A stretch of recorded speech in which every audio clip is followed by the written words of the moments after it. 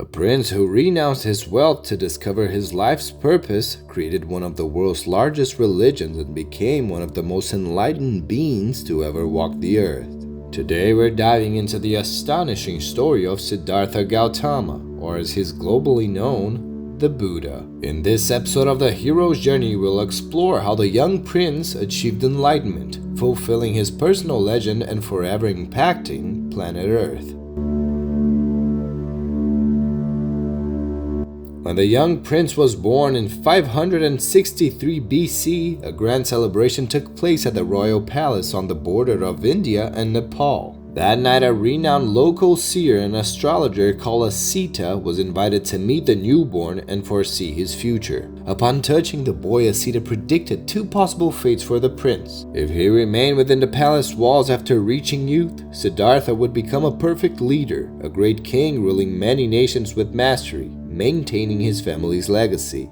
However, should he choose the spiritual path, he would become a holy man, teaching all of humanity to liberate themselves from suffering. Hearing these two possibilities, his father, the reigning king, was both surprised and frightened.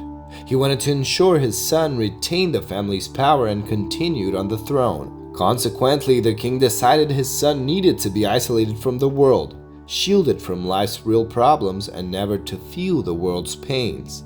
For many years, the king did everything possible to shield Siddhartha from suffering. He had 3 palaces where his son could reside, and wherever the son went, the place was cleaned in advance to ensure everything was harmonious for him. Even on the rare occasions the royal family needed to venture outside the castle, the king ordered soldiers to forcibly remove beggars, the poor, and the sick from the streets, to prevent Siddhartha from witnessing these miseries. Throughout Siddhartha's youth, his world was perfect, clean, and pleasurable. Despite his amenities and privileges, the boy maintained an introspective personality and spent much time alone in his room. Knowing his son's personality, the king feared he might one day be lured away from succeeding the throne. Thus, he ordered guards to prevent him from leaving the royal castle without permission. However, one day Siddhartha, tired of the same daily routine, managed to elude the guards and walked alone through the kingdom's streets. That was when he first encountered the stark truth of life. He saw shocking sights.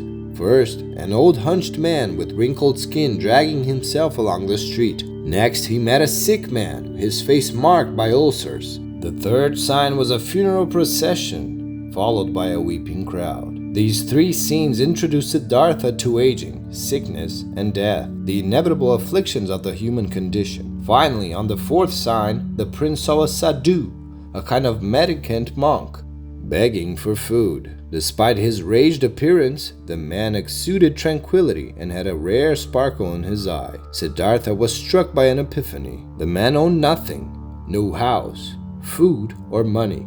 Yet he wore a smile filled with a type of joy the prince had not seen in anyone around him. From this powerful revelation, Siddhartha realized that the antidote to human problems was not found in material pleasures, but in detaching from the desires and pleasures that enslave our 5 physical senses. At that moment, his father's worst nightmare came true. Siddhartha Gautama would never be the same again. The prince stripped off his royal garments and handed them to Chandaka, asking him to return them to his father. Then he shaved his head and donned a yellow robe, the traditional attire of monks, abandoning the court's luxuries to become a pilgrim in the forest of Kapilavastu in search of spiritual enlightenment. Siddhartha roamed the forests, adopting the practices of gurus living on the capital's outskirts, with meditation being the primary among these. The prince learned from 2 yogi masters that meditation aims to calm the mind's turmoil, thus allowing for an inner balance and centeredness that remains unshakable regardless of external circumstances. Through these techniques and perseverance, over the years he reached advanced stages of consciousness, but not enlightenment. He still needed to go further and gain total mastery over his senses. He met ascetics, a somewhat mystical people who chose to abstain from physical pleasures. Besides meditating for many hours without interruption, they also engaged in prolonged fasts to purify the body and facilitate the soul's elevation. Siddhartha joined the group of ascetics and remained with them for 6 years, adopting a strict diet, to the point of eating every 2 weeks and consuming only a single grain of rice per day. The result? He nearly died. Siddhartha couldn't progress in his meditative practices due to starvation. At the peak of his physical weakness, he realized the mistake he had made. In his quest for spiritual ascension, the prince has gone from one extreme to another, from the opulence of castles to complete abstinence from resources, without achieving his goal. He realized that the correct approach was not in the extremes, but in moderation. This is what Buddhists define as the middle way. Siddhartha continued his pilgrimage, hoping to achieve enlightenment and gain total control over his senses. By the age of 35, he hadn't reached such a level, but carried within him a willpower as if he was in the early days of his quest and would not give up until he attained his spiritual evolution. The wandering prince came upon a fig tree and sat down to meditate. Sitting under the canopy of the tree, he vowed not to move until he found supreme wisdom and finally reached a state of nirvana, known as a condition of ultimate freedom,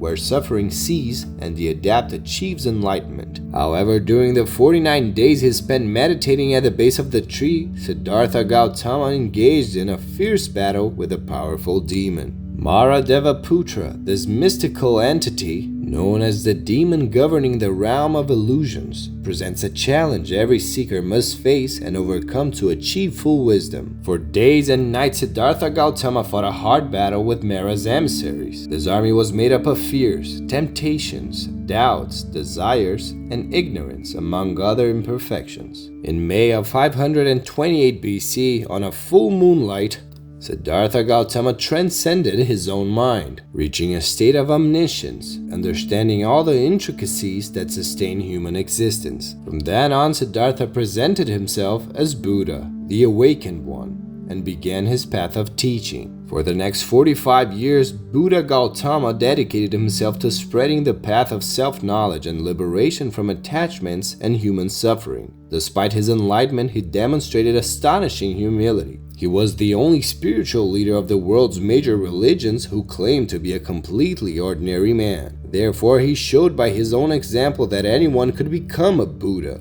and access a higher level of consciousness. Thus, Siddhartha Gautama became the Buddha, just as Jesus became the Christ. Both Buddha and Christ represent elevated stages of consciousness. Passing away at nearly 80 years old, he shared a significant lesson. "Be a lamp unto yourself," said Siddhartha before dying. This phrase summarizes one of Buddhism's core teachings, the fourth largest religion in the world with 500 million followers. And this inner light begins to shine precisely when we close our eyes and take a deep breath. With this beautiful life story, we conclude this special episode of The Hero's Journey. If you enjoyed this content, comment here on the most significant lesson you've taken from this story. And if you enjoy inspiring content about ordinary people who have impacted the world, please subscribe to our channel to support our work and receive upcoming episodes of The Hero's Journey. Until next time.